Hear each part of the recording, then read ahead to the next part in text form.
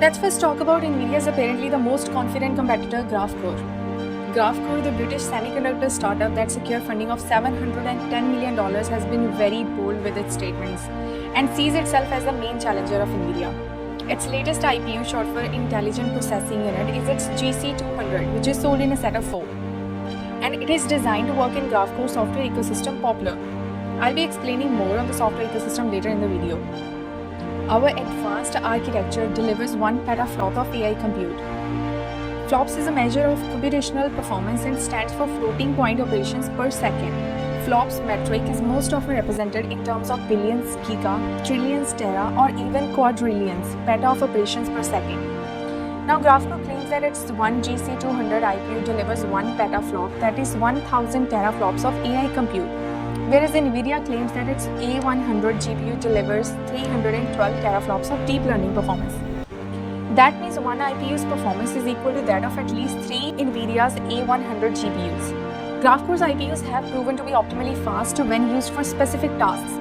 After adopting Graphcore chips, European search engine witnessed a 3.5 times speed up in its image search application and Carmot Capital 26 times in financial applications. Even Microsoft researchers once highly praised the speed efficiency of Graphcore's IPUs. The task that took Microsoft researchers Sujit Bhardwaj 5 hours with a high-end GPU system was completed in 30 minutes with a Graphcore IPU. In 2021, Graphcore brought new competition to Nvidia in the latest MLPerf AI benchmarks. MLPerf is the benchmark suite that measures and compares the speed and efficiency of different machine learning systems. Many companies participate in benchmarking their machine learning systems and technologies. Nvidia currently dominates the benchmark, but Graphcore was the only competitor of Nvidia to enter into the top 5 commercially available results alongside Nvidia. The Graphcore team boldly said that they are after Nvidia. In the image recognition test, the Graphcore system came in 4th by taking 14.5 minutes to train the system. Nvidia computer came in first by taking just 40 seconds. But also note that Graphcore system used just 64 IPUs with 8 AMD chips. And Nvidia used 620 AMD chips and 2480 A100 chips. Just when Graphcore's processors started to show promise, the company had to face setbacks.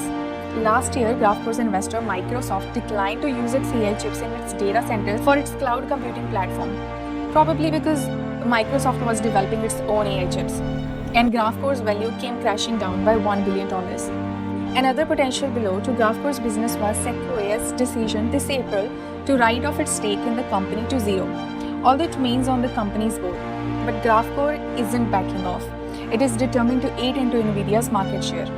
This year, in March, Graphcore's co-founder Toon wrote an open letter to the Prime Minister of the UK and let out his concern about Nvidia, that is American technology company's growing market share. He hinted at the advantages that the UK economy can have if the government directs some of the UK taxpayers' investment towards UK businesses such as Graphcore. Overall, he made 3 suggestions, including this one: resist the lure of large foreign technology companies who are trying to edge out our UK companies. You see, the competition is no longer among companies but is now between countries. And not just between the UK and the USA, but also between the USA and China. Last October, the Biden administration banned the export of Nvidia's all high-end AI chips to any entity operating in China. The hottest AI chips used in training AI models and running data centers, such as A100 and H100 processors. Given that 95% of all AI chips used in China were Nvidia GPUs at the time of the ban, this restriction on Nvidia must have been really devastating to China's AI industry. The restriction led Nvidia to release low-performance A800 and H800 models, which fall in line with the regulations imposed by the government. Although Nvidia leads the AI chip industry, it's not the only chip designer that can help a company working in that area. Maybe this restriction reveals another opportunity for Nvidia's competitors to seize its market share. Graphcore's CEO Nigel Toon said the company has been successful in China and other parts of Asia. Next is ARM, Nvidia's favorite competitor. ARM, a chip designer whose architecture powers 95% of the world's smartphones, was once described as the jewel in the crown of British technology. But it was bought by Japan's internet firm SoftBank in 2016 in a $32 billion deal. And Nvidia grabbed the world's attention in 2020 when it bid $40 billion for ARM. But the response wasn't entirely positive. Many, including ARM co-founder Herman, thought of this acquisition deal as a disaster that could destroy ARM's neutrality in the market. Now, what does that mean? See, ARM China, a subsidiary of ARM Holdings, has the exclusive rights to distribute ARM's technology in the country. And if it was bought by an American company, that is Nvidia, ARM's neutrality would have been in danger if not destroyed completely. To understand why Nvidia is interested in ARM, we need to understand the difference between model training and inference at the edge. What is inference at the edge? Once you have trained the model, you need to see if it works properly by feeding it with the new but similar data to check the accuracy of its responses. This lightweight task is called inference at the edge. Nvidia's chips dominate the data center side, means it designs chips that help train models, the chips that are optimized for tasks requiring intensive computational power. So, energy efficiency is not a trade-off in Nvidia's GPUs. ARM designs low-power chips and dominates the inferential side. Low-power chips are designed with a focus on energy efficiency. These chips deliver acceptable levels of performance while minimizing power consumption. Because of the huge amounts of computing power required, training is done in data centers. But inference can be found in two places. The first is also in data center.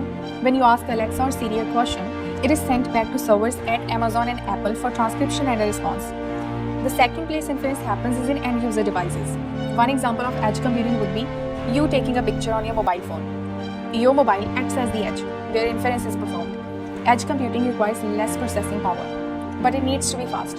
You don't want to stand still for minutes so your picture can be captured, right? Although at the edge, Nvidia has Drive for driverless cars and AGX for on-location inference, low-power chips aren't its traditional specialty. Low-power chips are the domain of ARM, which is why Nvidia dropped $40 billion to acquire the company. But to many's relief, Nvidia and Softbank Group announced the termination of Nvidia's acquisition of ARM Limited.